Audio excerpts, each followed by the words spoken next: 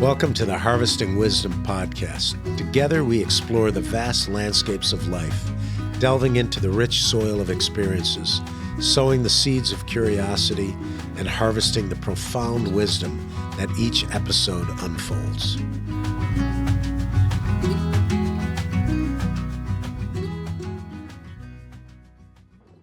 Hello and welcome to another podcast of Harvesting Wisdom. I'm your host, Mike McMahon. With me today is a guest, Kevin Fretz.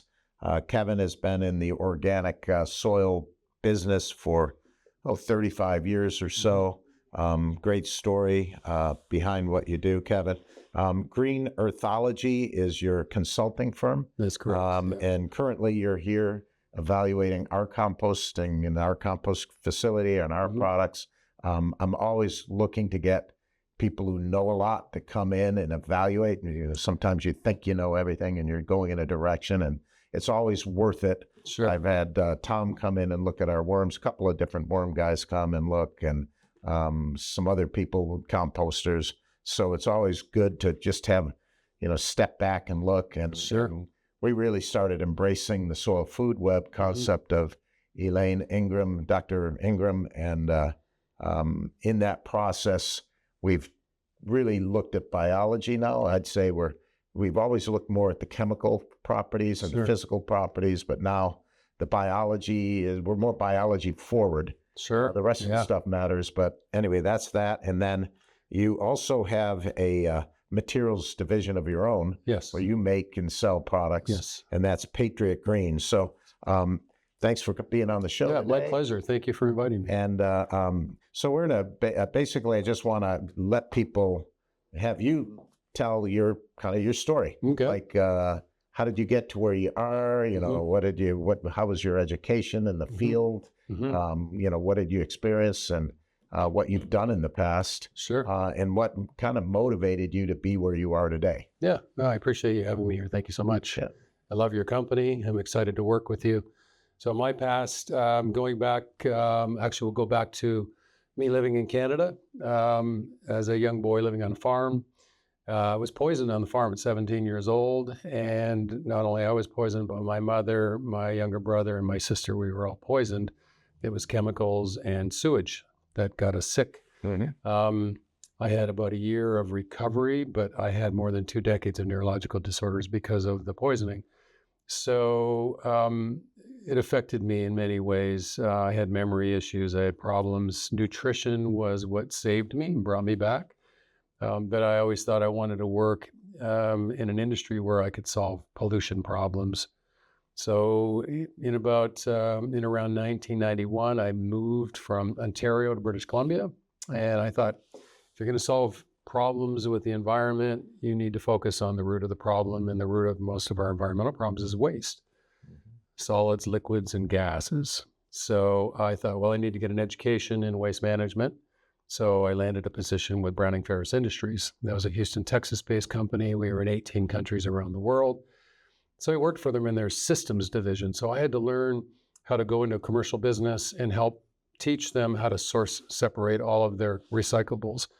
Well, around 1992, the company decided to do a pilot in Vancouver to see if we could divert organics from landfilling. So that would be food waste and green materials and manures and things like that. So they were contracted with an independent company in Abbotsford that had a 5-acre under roof facility, fully automated, negative airflow facility where we would bring the raw materials to, and then they would convert it into fertilizers through composting. So the program was a success. Some of my clients were like the Vancouver International Airport, restaurants. So we worked with all those types of groups. And then in 1993, I had an opportunity to immigrate to the United States with the same company. So they asked me to come to Irvine, California, because the state of California had passed a mandate, AB 939, to divert recyclables from the landfills because the landfills were filling up and closing. We had closure dates. Mm-hmm. So to open a new landfill is very, very difficult, and you couldn't burn it, and you shouldn't dump it in the ocean. So what do you do with it? So I was brought into a team to focus on the organics. So when I went in for my job interview, I was under the impression they wanted me to do what I did in Canada. But to my surprise, they said, no, you're going to work with all these ag chemists These are Cal Poly Pomona ag chemists, and you're going to work on product development, marketing, and sales of compost. And I said, I don't know anything about composting. They said, truth is, none of us do. So we were pioneering. It was in the early days, right? It was the early days. We were just pioneering this. So to my disgust, I saw a lot of materials coming in the facility that were heavily contaminated, cross-contaminated, not by the fault of BFI, but because we were collecting curbside material and you received whatever anybody put in one of those bins. So you really didn't have a lot of control over the feedstocks coming in. So they had a lot of problems, and they ultimately decided to shut the division down after a year. And it was then I really knew what my purpose was in life. And I decided then somebody had to step up and, create a standard. The standards currently in play, which were EPA 503 regulation standards, they're the lowest of the G7. So I decided, since I had connections in Canada, I would reach out to the Ministry of Environment in Canada and Victoria, British Columbia, and told them what I was doing. And they provided me with draft documentation that they'd been working on. So for heavy metal concentrations, our standards were 10 times more stringent. And I felt that was very important, because if you're adding organic matter, you're also adding, if there's heavy metals in there. And if you add some every year, the metals don't leave. Yeah. Some do, like, zinc and cadmium can be pulled out with plants, but the lead and the arsenic and things like that would stay in the soil. So by raising the standard, I would ensure that we would protect the soils, protect our farmers, protect our communities. So I founded my own research and development company. That was in 1995, with the mission that I would set a higher standard for the materials that we make.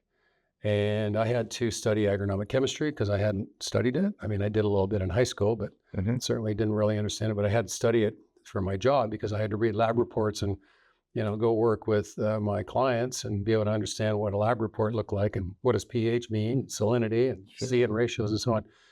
So very successful with that business. I ended up working in the horticultural industry. So I kind of moved away from waste management and started working in the horticultural industry, because the feedstocks were cleaner, definitely cleaner, specifically arborist materials, because you don't spray trees with herbicides and pesticides either. Right. So I was able to work with independent companies. They would manufacture the products to my spec. I worked with our labs to ensure it met spec, and then I private labeled it and went out and sold it into the marketplace. We were selling, some years we sold over 100,000 cubic yards of material. I worked with the state of California. I helped them to design some of the specs for Caltrans, worked with cities, school districts, universities, private communities. So over the years, though, it became apparent that my products that I was moving into the marketplace were getting a lot of attention, and attention from some very large ag chemical companies. And I was contacted one day by Helen Chemical, and they were opening a new horticultural division in Nevada, in Las Vegas in particular. And they said they tested my material and it had the best biological diversity of anything they tested. Well, I hadn't studied any biology at that point. Yeah, the only biology I knew were pathogens. It's the path we seem to all follow, right? Exactly. So they invited me to Vegas, and I went and gave a lecture. And I had the pleasure of meeting Dr. Elaine Ingham at the time, and she was one of the lecturers. And so I did my lecture, and then she came up to me, because she was the next speaker, and said, "I'd like to have dinner with you. I enjoyed your lecture." And I said, "I'd be honored to have dinner with you." So that was the beginning of a new education for me. So I studied her work, became personal friends with her. She recommends me as a consultant, which is how you folks found me. And, you'd mentioned about biology. I mean, it's really a solution. You have to have chemistry, physics, and biology, but they all have to work together because they're all equally important. And so by learning about the soil food web and understanding the importance of compost with a biocomplete compost, and of course, different composts are going to be used in different environments. Trees want to have more fungally dominated biology versus turf is more bacterial dominated. Right. But when you make the product properly, you replicate nature. And in nature, we aren't polluting our rivers with nitrates or phosphorus like we are with our synthetic fertilizers. So it really is a solution for a lot of our environmental problems. And so it's been a long journey. There've been some bumps in the road along the way, but we are very excited because we have solutions now that we can solve some major problems. World hunger, we can address world hunger now. We can now convert city parks into becoming biofilters. Pollution, climate. Yeah. This is a solution for climate as well. Absolutely. Carbon sequestration. And you've worked in all aspects of the industry, including waste, and I agree with you. I can't fault the current system. The system is it is what it is. Yeah. Economics, and all of us are complicit. We want to throw our waste out. We don't want to see it again. Exactly. And we think that once it goes, we're safe. Yeah. We don't realize that there's unintended consequences of burning it or incinerating it or landfilling it and that kind of thing. We also don't really realize that there's value in it because we've thrown it away. Right. But there is tremendous value in it. So, my thought is the number one thing we can do in society is separate our trash. Yeah. Once you do that, the waste companies have a much easier path to actually recycle. All of it can be recycled, repurposed, or reused. Yeah. And or even if it's heavy contaminants, you can treat those and separate those out. But until that happens, and so who do we blame? Do we blame the governments? Do we blame, our institutions? Do we blame the big waste guys? Do we blame?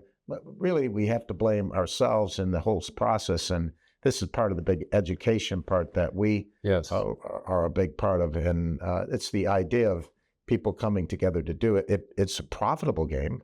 Yeah. It's profitable for the waste companies. And it could be profitable for you throwing it out if you separated it. Yeah. If you did the pay as we throw concept that they do in Korea, right? Mm-hmm. So, so you've gone through this whole process, worked on all sides of it, ups and downs. You went from the same neck of the woods I grew up I was probably Buffalo. Yeah. I was an hour, not even an hour drive up to Queenie over to where you are, and we used to row against Hamilton, and so same area. What appeared to be a kind of a pretty area, a great four seasons, the whole thing. Especially Buffalo, we definitely get our winter, but but there were issues because we're one of probably the first industrial. It was the first city with lights, right? Sure. So, and that Niagara River provided electricity, and it was a great place for manufacturing.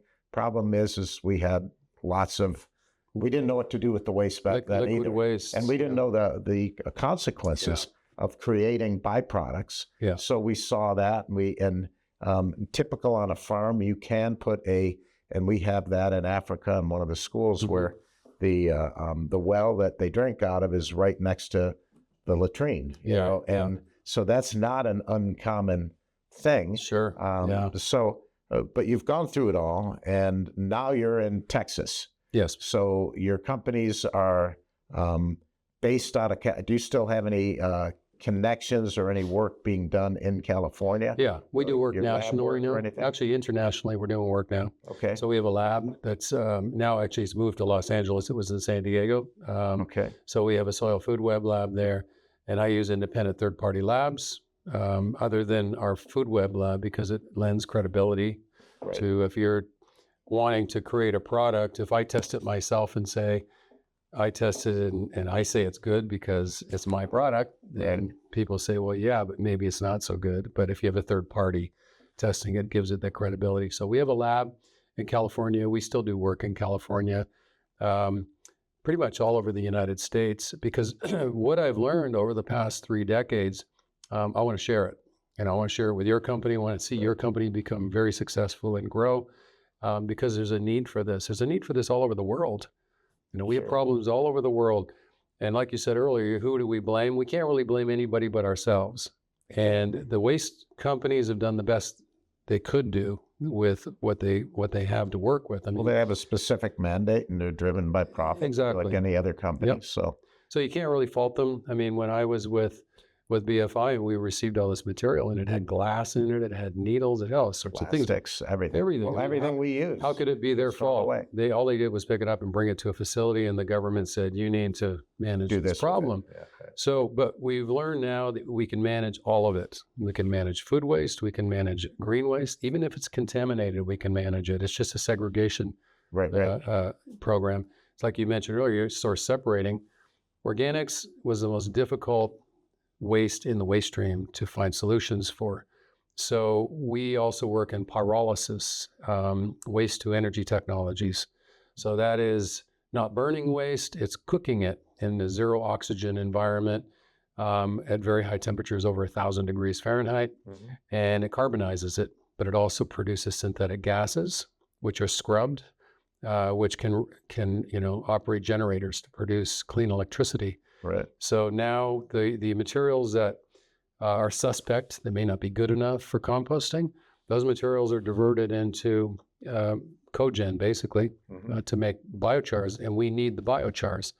We test it, make sure it's clean enough to be used in soils, but when you put that in compost, it provides a home space for the biology, because you look at that under a microscope and it looks like a coral reef. And so they hide in there, a little bacteria will hide in there because a protozoa is looking for it to eat it. So it can hide away in there inside the crevices, holds nutrients, retains water. So you think about a water filter as an example, to clean your water. Well, when we condition the soil correctly, all of those green spaces can become filters. Right now they pollute.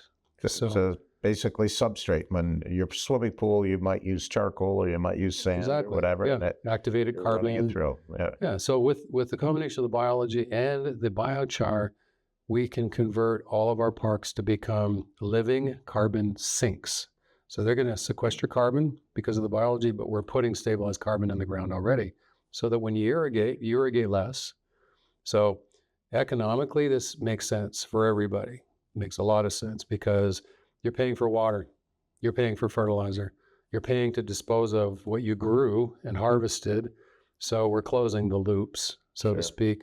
And so everybody wins. If you love the environment, which I do, that's a winner for us. If you only care about the economic side of it, you're a winner. So it's finally we can all come together and work together in something. Sure. Yeah. So it's exciting times. So right now, we spent the day yesterday together, first day, and went down south, east, quite a ways. Okay. Yeah. It was an all day. It was a nice drive. Saw a couple of big farms. Yeah. The nut trees and roses, and talked the whole time quite a bit about different approaches and what we do. We have our nonprofit with but the main focus for that is our education platform, and this is part of what we want to educate people on. Is look, we need to be in this circular economy. We need to make sure that what we trash or destroy gets reused and repurposed and not create new problems for us. Right? Exactly. So, and you've been, so you've seen that. Today we go out to our actual facilities where we're composting and doing worms and we're doing blending. Hopefully we got some rain. Hopefully it's not too muddy because I can't find the keys to the Jeep. So I'm taking the looking forward to it. It's going to be fun. So yeah, we have that going today.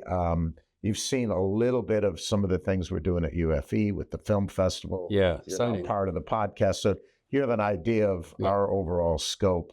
And we're just one of many of your clients. Yeah. What do you see here? You're optimistic about everything that not just what we're doing, but what the world is doing right now, that we're kind of becoming enlightened about this process. Are you optimistic that this is something that we as a society will do? So far, we've as a society, we've resisted, but where do you see that? Well, I'm very optimistic, especially since you also own a maintenance company. And that's exciting for me because I've been trying to break into working with the maintenance companies to have them start moving away from the chemicals over to more of a regenerative approach using organics and biology. And you are working and embracing that, which is very, very exciting. So for Phoenix, I'm very excited for Phoenix and Arizona. because of you, because you're here and because you're willing and wanting to do it. And that's a huge step for us to do that. For me to come and help you to do this, that's fulfilling my life's work, as the way I see it. So yeah, I'm very excited. And you can become a model. Composting has been typically on the coasts, the East Coast and the West Coast. We, as a group, started with a lot of waste companies and other composters, the Arizona compost branch of the U.S. Composting. Got some legislation that just dropped, and we're working together with these other companies and learning, what each of us do and where we fit into this cycle. And that's pretty exciting. Very exciting. But so we're finally seeing it as a state. All states should be doing it to some degree. Sure. Composting maybe in the Midwest could take on a different look because, you've got the farms. Yeah. You got a lot of pastures and so there's other states that may not compost the way we do. Right. Because we're working with big dairies. We're taking our trimmings from our trees, and we're processing that as part of our waste. So we're doing a lot of different things here, but then we have an end product we sell. Exactly. There, it may be a different business model. You're looking at maybe going to Thailand. Yes. And again, we're in Africa, and you've gone international too. When you go, you're looking at the waste stream in that location. Exactly. The climate in that location, the culture, the concept. What are they growing? What are they trying to do? Some places I've gone and I'm like, how am I to help them grow in Brazil? Yeah. Do you even think there's a plant in the plant? Right. Everything grows. Anything grows there, right? Sure, so, but again, how they're treating their waste, how they're doing some of that, makes a difference too. And some places are just more environmentally friendly. I find along the equator, when I was in parts of the Caribbean, or the Caribbean actually is not as clean as other island places on the planet, but South America, where they really do embrace this culture of agriculture and in the environment, and they have a reverence for it. So it's great to see. Ideally, that's what we're doing here as well. Great. What do you think with something like Thailand? What's you have to take the trip out there and see it and evaluate it. It's hard to really come with a foregone conclusion, right? Yeah, evaluate. I have to go out and evaluate it. I mean, I'm getting information from our representative who is Thai, but they have a lot of pollution problems in Thailand, and they have a lot of land contamination problems in Thailand. So we've learned over the years how to grow certain bacteria and fungi that are able to bioremediate a lot of the contamination that has happened out there. So solvents, hydrocarbons, things like that, we can actually clean that stuff up. And then, of course, phytoremediation. So, certain plants are able to really pull heavy metals and things out of the soil. We talked about hemp. Yeah, industrial hemp is one. I mean, our Constitution is written on hemp paper. Right. First American flags. Yeah. So, industry felt threatened, and they banned it for many, many years. Now it's coming back again. It's a new crop for farmers. It'll clean up our land, clean up our water. So it's exciting, because who thought that waste could be the solution to pollution? Right. But it really is. Well, if you do it correctly. Because it's the beginning of pollution, right? Yeah. It's when we have, whether it's post-consumer or pre-consumer, one way or the other, we have these waste products and it only takes a little toxins to destroy a whole batch of something, right? Yeah. Oh, yeah. One plastic bottle that goes through your shredder. Or glass, too. 2,000. We talked yesterday about microplastics in the ocean, and it's really the plankton that it mimics the plankton, which all the whales are eating. The next levels of tropic levels of fish go into it until ultimately we're eating that. And so we're eating the whole food chain garbage, right? So these are kind of universal truths that have to be analyzed and looked at without threatening industry, without creating a Exactly. political uprising. It's a matter of, Yeah. what can be done, right? Yeah, absolutely. So that's pretty exciting stuff.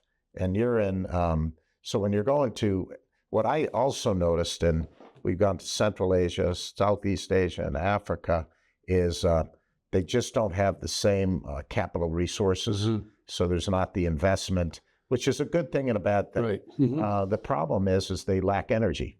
Sure. So you're part of your business Energy, yeah. is energy related, and part of it is water related. Yes. So so talk to me a little about, like, for instance, the pump systems and the chemical reactions that are going on with the water to create probably a more alkaline water, but we've got water source. Yeah, totally. With regards to water and energy, it's very important because conservation is something that we all have to think about. Using less doesn't mean you have to sacrifice anything. Right. It just means that we're being more efficient. So we have technologies now that structure water. A lot of people don't realize it, but water also carries energy and frequencies. Mm-hmm. Looking at water that comes out of municipal pipes, if you look under a electron microscope, it looks very amorphous, very blocky, very ugly. But if you look at water that comes out of a natural stream, it looks very much like snowflakes. It's full, it's got energy in it. And that energy is beneficial for plant life and animals. So we have technologies now that we can put on water lines that will actually infuse that energy into the water, which is having tremendous positive results with growing plants and human health and animal health. The other thing is with regards to efficiencies, a lot of people don't realize this, but when you're paying for your water, you're also paying for the air that is pumped through the lines of the water. And that can equal up to 30 to 35% of your bill, your water bill. So we have a valve system now that goes right on the water line. It pressurizes the water. So you're only paying for the water, you're not paying for the air. So it's a hardware, which was really exciting when I came across this because it fits so well with our organics programs because we want to give people economic relief, give people incentives to do this, right? It really does work. Then there's our energy optimizers. What people don't realize when you're running motors and you're running pumps, so think about golf courses and farms or manufacturing companies. There's something called harmonic frequency distortions that when the power is coming into that particular operation, you lose a lot of the power that you actually need to use to run the engines or run the pumps. Right. And that equals more money on your energy bill. So we're able to reduce those costs. So at the end of the day, when we go and we put a regenerative program together, we're looking at the client's 12 months of their water bills, their electrical bills, their fertilizer bills, their waste bills, their yield, everything across the board. And then we go in with a new package for them. It's the concept of sustainability, which I hope people, who are watching our podcast get. The idea of sustainability to us is that it's cost effective. Exactly. That it is something that a business does. You analyze what you're doing with the idea of leaning out, right? And of doing things just better than you're doing them. Yeah. It does not mean that you're asking for, major change or that you're combative or any of that. It just literally is something you can do. Yeah, I've done miles and miles and miles of piping on big projects, and we have air pressure relief valves because the concept of hammer pressure. Right. We have definitely friction loss both with electricity and with water. So the physics behind that fluid dynamic is important. And what you're talking about is literally taking as much as maybe a third of the expense, of that expense away. So it makes a big difference. And hopefully some of our clients here, because we basically we sell retail. Yeah. And we sell to small homeowners and gardens and things like that. But we're also selling to some of the biggest farmers out there. Sure. And they're all worried about, like we went to one yesterday that's highly profitable. Yeah. And he's like, I can't jeopardize, I have over 600 jobs depending on me. We're making money. So the idea is not to jeopardize. It's just to make it a little more profitable, a little more successful, but also the concept of, they own their own land. So you steward the land, in a few years, we take that soil profile that we have, the dashboard, and we show that improvements. And it's something people can see. It's the same idea with the microscope. I'm never going to be Elaine Ingham.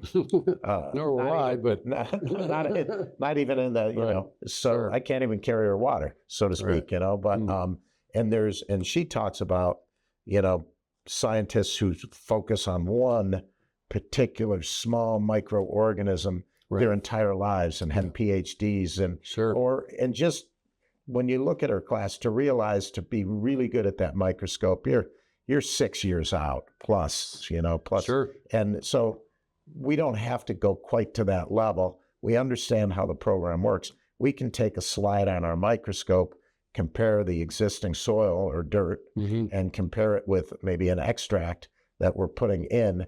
And then you go to third-party people that, that's all they do and they're good at it. Right. And they tell you, your nematodes and your good stuff versus your bad stuff, your bacteria, your fungal counts. And that makes a big difference because we talk about this, probably most of the compost out there is suspect, right? That's the best way to say it. Substandard. Yeah. So if you got an anaerobic product that doesn't have that biology in it, it's not really helping the farmer, right? So the idea is to follow this process. You and I are kind of in alignment and on the same page with a lot of this stuff. So I believe so. I'm looking forward to learning about and talking about more of your projects and absolutely having you help us with some of our processes as well. I'm always late, so I started late. So we got a lot of driving again. Yesterday we got in at 10 o'clock at night, right? So today, not quite as much, but still a fair amount. So let's get to that. And great to have you here. Yes, sir. Kevin Fretz, and it's Fretz? Fretz, okay. With Green Earthology and with Patriot Green. You can look up his websites. We'll have posted here, and he's got product for sale, and he's available as a consultant. And hopefully, if you guys enjoyed this podcast, you can find out more of what Kevin is doing and who he's worked with. Also, please subscribe. Please like us on the podcast itself, and show us that these are things that you are interested in. This is my favorite podcast. Is not with, I'm not going to say with, politicians or with some of the others. Mine are always with people who are soil bent and really part of that, the solution process to some of the things we're doing. Although all of the community things that we're working on are critical because it's all part of it, right? But I always enjoy talking about this stuff. Yeah, it's a lot of fun. Where they probably, when we go into a party, we're the two most boring guys there. But if we find each other in the party, we find it exciting what we talk about. Whoever thought dirt would be so exciting? Oh yeah, well, it's exciting when you turn it to soil, right? That's it. Well, we see the broad picture. I would say that I would compare myself to like a Henry Ford. Henry didn't know how to build engines or transmissions. And he wanted one color paint. That's it. One choice. But, you have to see the entire picture. You have to have a very wide bandwidth. You mentioned earlier about people that are experts at one thing. We've got brilliant people out there that are experts at one thing, but they're in their own lane, and outside of their lane, they don't see all of the other picture. And what's happening worldwide. We need everybody to work together, because cohesively, when we work together, we're going to solve environmental problems, and it's going to be economic gain for everybody. Well, we podcast worldwide. You work worldwide and do consulting. The film festival we have coming up later in March here. Very exciting. Is worldwide. Yes. People have filmed literally all over. You're invited. Okay. Come on back. So, but thanks everyone, Great. and Thank you. We'll see you on the next episode. Thanks so much.